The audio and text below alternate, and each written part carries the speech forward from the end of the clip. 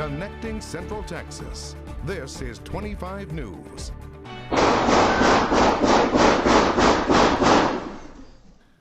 More than 2 months after that terrifying night at the Killeen Mall, the hunt for the gunman is still going on.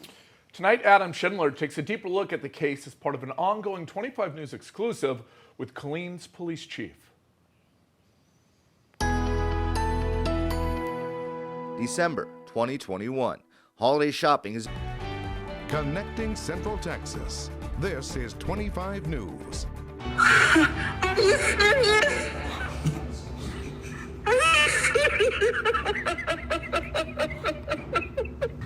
Oh my God! That is wonderful! Oh my God! What does that mean? An emotional Melissa Lucio, that was her reaction when she found out the Texas Court of Criminal Appeals earlier today halted her execution. She's on death row for killing her 2-year-old daughter, but there's a lot of scrutiny surrounding this case and the original trial. Tonight, her family holding a press conference not far from her prison cell in Gatesville. And tonight, our Jarrell Baker is live with more. Yeah, well, guys, you just heard those tears of joy. Let me tell you, they did not stop during this press conference in here today. A big day. Death row. Live in Gatesville, Jarrell Baker, 25 News. Stay of execution granted. Yes, yes, yes. Oh my God. Thank you, Jesus. Thank you, Jesus. Thank you. Did you hear that, little mommy? Oh, you just want to hear it? I heard it. You can see that emotion right there. Those were the moments when Melissa's mother and sisters heard the news about the stay of execution at their home in Harlingen. You can see them overcome with emotion. Melissa's case will now go back to Cameron County and South Texas, as Jarrell said. ABC News will have much more on the case tonight during Nightline. It airs after Kimmel right here on 25 News at 11:35. And another case, another Texas death row inmate, Rodney Reed, will have his case heard by the Supreme Court. Reed was sentenced more than 20 years ago for killing a Bastrop County woman in 1996. Reed's defense is challenging a state statute that on post-conviction DNA evidence testing. They say evidence at the scene could exonerate him. Lower courts say his request is barred because the defense waited too long to file the claim. Connecting Central Texas. This is 25 News. If we wasn't watching y'all, we wouldn't be standing here to tell y'all anything. And I'm thankful for what y'all do every day. Just powerful words from a survivor tonight. The cleanup effort underway across Central Texas. At least 3 confirmed tornadoes hit several communities yesterday, including an EF3 injuring 23 and damaging more than 60 homes. Now we'll hear from the 25 weather team in just a minute tonight, but we begin with Jarrell Baker, who is live, and he talked to some of those who took a direct hit.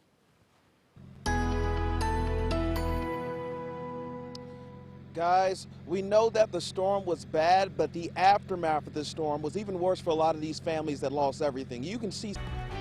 Connecting Central Texas. This is 25 News. I've been working with homicide survivors now for 30 plus years, and just when you think you've seen it all, you haven't. This is absolutely one of the most gut-wrenching scenarios that I've dealt with. Tonight, we're learning more about the victims killed by escaped killer Gonzalo Lopez. 66-year-old Mark Collins and his 4 grandsons, 16-year-old Carson, 11-year-old Hudson, and 18-year-old Waylon, and their cousin, 11-year-old Bryson. The community holding a vigil for them at Tomball ISD baseball field where the kids went to school. Meanwhile, Crime Stoppers and family friends holding a press conference on the murders. But in the meantime, I just want everybody to remember the Collins boys. The whole community here has suffered a loss. It's going to be unfillable. The Texas Rangers and Leon County Sheriff are investigating. Law enforcement had been contacting the family about Lopez, but early on in the search. We don't know what was said recently. Family friends saying officers had cleared that house and parts of the property a couple of times. A home next door had been broken into earlier this week. That is believed to be connected to Lopez. We have a GoFundMe link for the family up at our website, KXXV.com. We're also getting an idea of Lopez's final hours. Authorities say he killed the family, stole their truck, and drove more than 250 miles just south of San Antonio, heading for Mexico. Now, when he got to that area, deputies spotted him and put down spikes across the road. That is when a shootout started. The suspect stuck a rifle out of the window of the truck and fired several shots. He turned on this street here, which is Cypress. He went down there and struck a telephone pole and bounced off of that telephone pole, went down the road a little bit further, crashed into another telephone pole and a fence. He exited his truck. He fired additional rounds. At least 4 officers returned fire. No deputies or officers were injured. DPS believing he had hid in the woods and managed to get into residential homes for water, food, and a change of clothes in Leon County over the past few weeks. Lopez was serving 2 life sentences for murder and attempted murder of a law enforcement officer. Officials say on May 12th, he cut through a cage on a prison bus and stabbed a corrections officer. After stabbing that officer, Lopez drove the bus and crashed about a mile away after the second officer shot out the tires. According to court records, he confessed to kidnapping and killing a man back in 2005. He said he was working for a drug cartel at the time. He told investigators he killed the man with a pickaxe after tying him up. Lopez said he murdered him over a drug debt. You could hear the siren screaming. You could hear people screaming. Every time these mass shootings happen, I relive it. We all see the reports of mass shootings popping up across our nation, but few know what it truly means to be in that line of fire. 25 News reporter Liam McNeil talked exclusively with one local survivor of the deadliest U.S. military shooting, the 2009 Fort Hood mass shooting. Nearly 13 years later, this is as Construction concerns in downtown Waco causing heavy traffic and longer drive times, but a new tool may help ease all of that. We'll explain. Plus, a year after that historic winter blast, Colleen's still fixing the damage. Tonight, a look at how the city is tackling road repairs. And this time last year, we were forecasting a low of 0. We're not going to be anywhere close to that anywhere across the state tonight, as it is mild this February, and we will continue to see some mild weather into tomorrow. But what about our rain chances? I'll have the latest. Your 25 News starts right now. Connecting Central Texas. This is 25 News. We also realized that the improvements that it will do down in the future will be worth it. We ask for patience and grace as we go through this process. Navigating Waco construction can seem never-ending these days. In a word, frustrating. But the city has a new tool aimed at fixing some of that. 25 News reporter Angie Lamparski has more on the new city website that might help you in your routes. Todd, Naya, it seems like wherever you're headed. Connecting Central Texas. This is 25 News. It hurts them in the long run that they had to take this offer, but to regain some of their senior year, this is what had to happen. Guilty to a lesser charge. That's the fate for 3 teen girls in a Milam County courtroom earlier today. Originally, 4 volleyball players were accused of forcibly stripping a younger teammate. Tonight, one of the parents of the accused speaks out for the first time to 25 News reporter Jarrell Baker. Unfortunately, in a society where we are supposed to be innocent until proven guilty, that has not been the case for these girls. There's always 2 sides to every story, and Kim Sedulous says no roadways again. In Killeen, Jarrell Baker, 25 News. Jarrell, thank you. Now, as many of you know, that historic winter blast happened a year ago today. People lost power, many lives were lost, and now cities across the state say they've taken steps to ensure that that doesn't happen again. Waco's spending almost $8 million. It's reinforced infrastructure and added backup generators. A Woodway church experienced damage firsthand and was able to repair that damage. While the city is taking steps, that day will, of course, never be forgotten. Everything in the sanctuary was lost. The carpet, linoleum squares that popped up, the pews were so water damaged that they had to be destroyed, and all the chairs. I didn't know whether to stay here or stay at home. The church saw $600,000 in damage altogether. Turns out Texas power companies can connect to one of two national grids without Texas state approval. According to Pat Wood, the federal government has policies protecting Texas from federal interference if connected. Wood says power companies could build gates connecting to the national grid.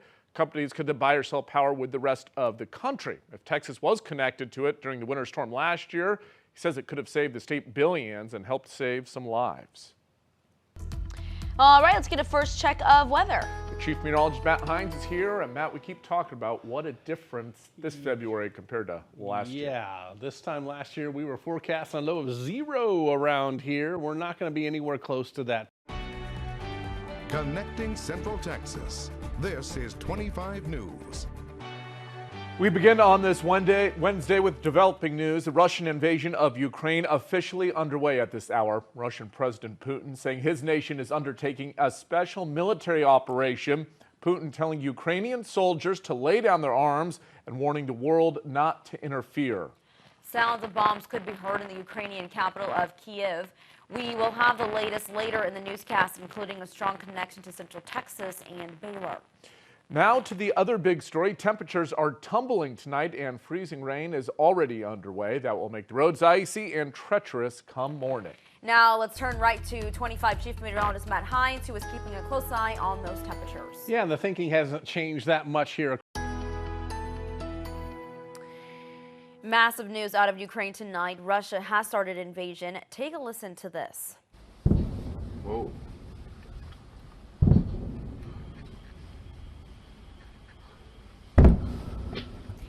This is in the Ukrainian capital of Kyiv. Sounds of bombs going out in the distance. Russian President Vladimir Putin saying his nation is undertaking a special military operation in Ukraine.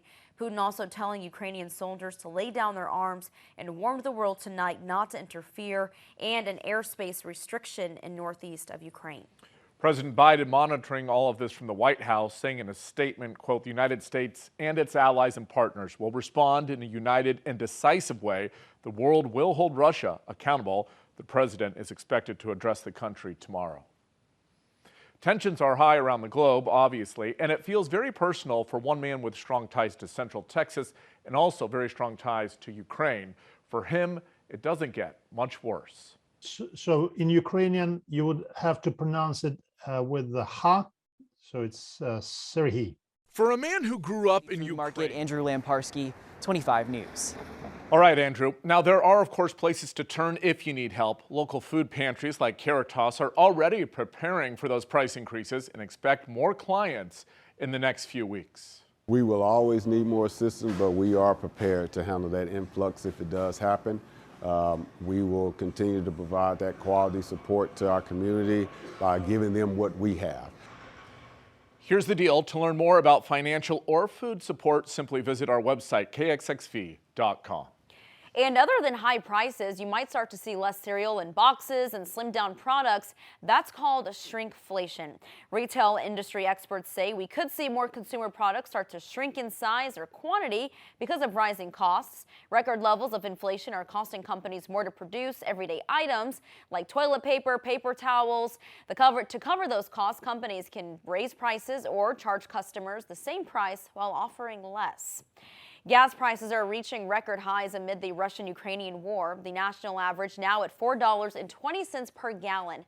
Today, President Biden announcing he will now ban oil imports from Russia, which caused prices to climb higher. Experts are now unsure of how high gas prices will rise, but there are steps that you can take to save. You want to make sure that you're planning ahead. You're avoiding peak rush hour times. Really make sure that when you're at the pump that you are selecting the right grade of fuel for your vehicle. Most vehicles can run on regular fuel, so check your owner's manual. And unless your vehicle requires premium fuel, AAA research has found there is no added benefit. AAA also sharing that tire and all-around car maintenance can also help save money on gas. Today, Shell announcing it's immediately breaking off all ties to Russia, including all purchases of Russian crude oil. The company said it's also shutting down gas stations across Russia and reconfiguring its supply chain to cut out Russian crude altogether. The president in Fort Worth earlier speaking about potential new legislation to expand benefits to veterans. It would specifically target the impact of burn pits, which have hurt some 2.5 million U.S. vets. Data shows more than 100 veterans a year die from having been exposed to those pits from different U.S. wars. This is a good step, except for one thing y'all forgot about. You still got World War II veterans and Korean veterans and Vietnam veterans still alive. We've been passed over, more or less, to help the young guys. They deserve it too. They deserve everything they can get, but you got to look out for everybody. Now, the U.S. House and Senate did both pass legislation recently, but there are key differences that need to be resolved before anything heads to President Biden's desk for signature. The president also talking with the family of Trevor Reed today by phone while he visited Fort Worth. The family was protesting outside the president's speech in Cowtown, trying to get a face-to-face meeting to discuss Trevor's imprisonment in Russia. The Marine veteran has been locked up there since 2019 on trumped-up police assault charges. The president telling the Reeds today he prays for Trevor regularly and is working to get him home.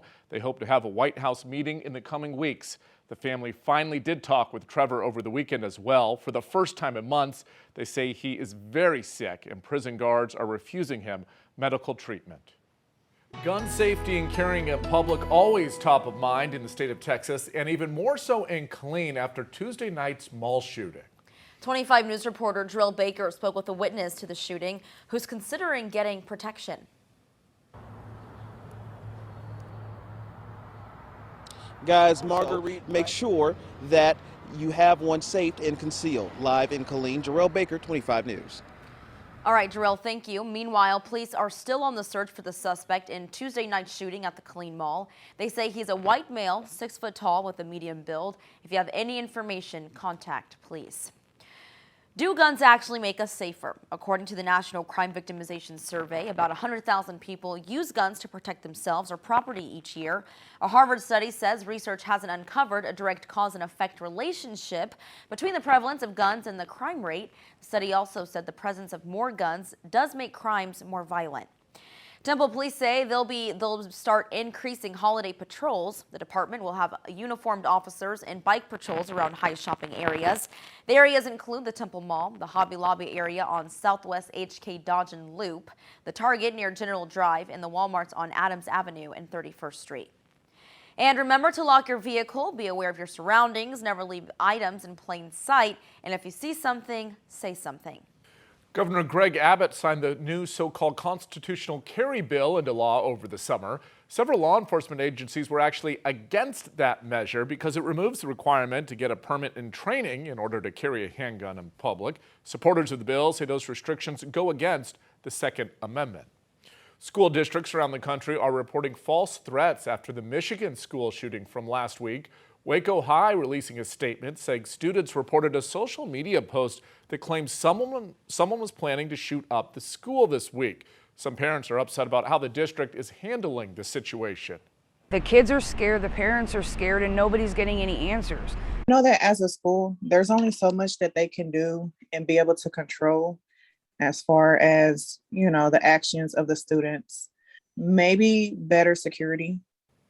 Waco police did investigate and say it's a hoax. Robinson and Bryan ISDs have also reported these hoax threats. The Bosque County Sheriff's Office is investigating 2 threats at local schools there.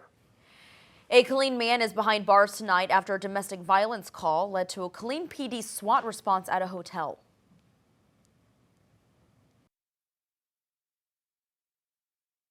It's pretty crazy, but it's kind of normal because, you hear about it around now. It kind of makes you feel like unsafe because, it could be you. You walk around, it's your neighborhood, so. Police say the suspect is in Bell County Jail tonight and the female victim was taken to the hospital for treatment. Killeen PD have yet to release the man's name. We plan to have a more definitive update after January 3rd.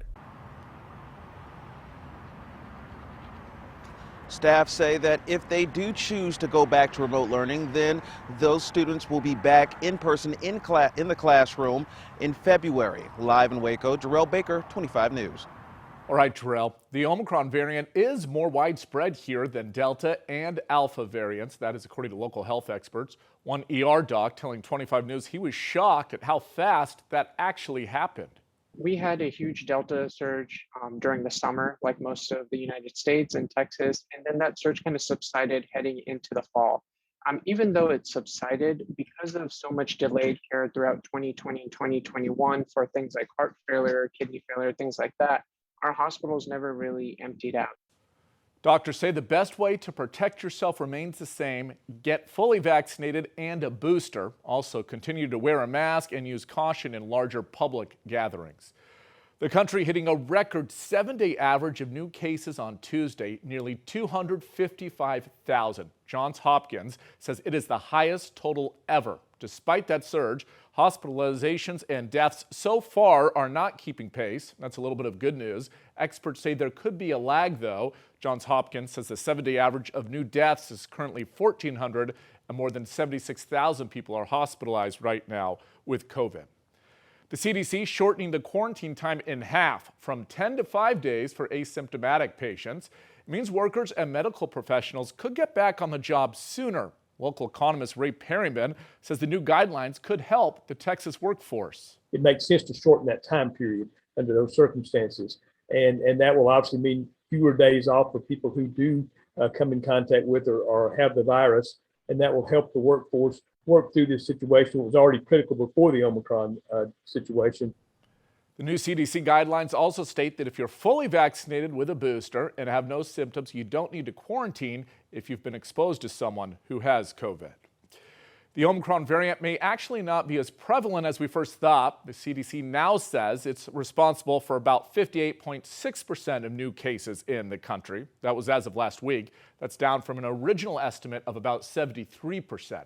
Not every COVID test goes through genetic sequencing to determine exactly what kind of variant is in play. Many COVID infections are never tested at all. All right, time for Connecting Central Texas. This is 25 News. Nearly 300,000 people are under a boil water notice in Bell County. This after a power outage at a water plant over the weekend. Now, customers are being asked to conserve water tonight, but there is some good news. Tomorrow could finally bring an end to all of this. 25 News reporter Angela Lamparski with the latest. What started as a power outage. Andrew Lamparski, 25 News. Okay, Andrew, now here are some tips for those needing to boil. Do so for at least 1 minute. If you plan to cook, drink, brush your teeth, or do the dishes, make sure to boil that water. You can also use bottled water, as Andrew just explained. You can still wash your hands, take a shower, and wash your clothes with tap water. You should use boiled or bottled water for any pets, but don't worry about that for plants. The ongoing water issues are having an impact on students as well. 25 News reporter Christina Davis looks at how school districts are dealing with it. School districts within Bell County are asking for student water until further notice from officials. In Killeen, Christina Davis, 25 News. Christina, thank you. Some areas of Fort Hood are also being impacted. Officials say they're monitoring the situation and following all recommendations from the water district. Still, not everywhere on post is feeling the impact. North Fort Hood gets their water supply from Gatesville, so that water supply is not contaminated, and we have watering points to fill water buffaloes and other tactical water source up at North Fort Hood. Fort Hood officials say they'll notify troops and residents of any updates via social media. The boil notice also has a major impact on local businesses, including restaurants. 25 News spoke with one that's taking extra steps to keep customers safe. We've gone out and bought gallons and gallons of purified water to fill our tank. We've left the filter on there, so we're still double filtering the purified water. And then any of our coffee that comes through our espresso machine is at a really high temperature. So it's already technically boiled itself. It's getting anything and everything out of that coffee or out of that water as well. Once again, officials are waiting for water test results to come back. If they come back clear, the boil notices could end tomorrow afternoon at the earliest.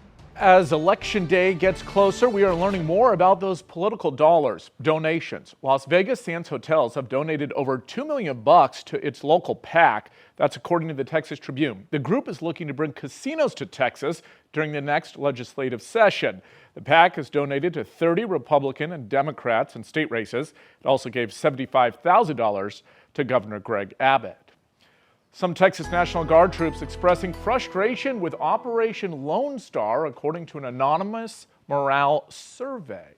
The Military Times says several troops say the operation has put their jobs on the line or caused financial issues back at home. Pay issues, poor living conditions, and a lack of mission were also general concern. Several schools in the University of Texas system will offer free tuition to lower-income students. According to the Texas Tribune, the Board of Regents approved a $300 million fund today to help with those costs. The income threshold will vary by school, though. UT Rio Grande Valley covers tuition and fees to families making less than $100,000 a year. It lowers to $70,000 for UTSA and $60,000 for UT Tyler, UTEP, and UT Permian Basin. UT Dallas will cover tuition for families making less than $25,000 a year. More scrutiny tonight for Uvalde Schools police chief. A Texas state senator now saying the chief did not even have a police radio on him during that mass shooting. Police have been criticized for waiting more than an hour before confronting the shooter. 19 students and 2 teachers were killed a week and a half ago. Students made several 911 calls from inside the classroom, but the chief was apparently unaware of those because he didn't have the radio. It's unclear if other officers on scene knew about those. U.S. lawmakers will hear from survivors of the mass shootings in New York and Texas on next Wednesday. The House Oversight Committee chair says the hearing will look at the need for common sense legislation to fight gun violence. The witness list includes a 4th grader from Robb Elementary, as well as a mother whose daughter was killed in the Uvalde school shooting. A mother who lost her son in the grocery store shooting in Buffalo is also expected to testify. Meanwhile, the Texas State House is now investigating that shooting. House Speaker Dade Phelan says there are simply too many conflicting reports about what happened. According to the Texas Tribune, a 3-member panel will include a Lubbock Republican, an El Paso Democrat, and former state Supreme Court Justice Ava Guzman. Phelan also said he wants the legislature to overturn the dead suspect loophole that essentially limits the public's ability to get answers from police when a suspect dies during a shooting. Meanwhile, the White House lit up orange tonight in honor of National Gun Violence Awareness Day. The U.S. House actually just creating that day last week to honor gun violence victims.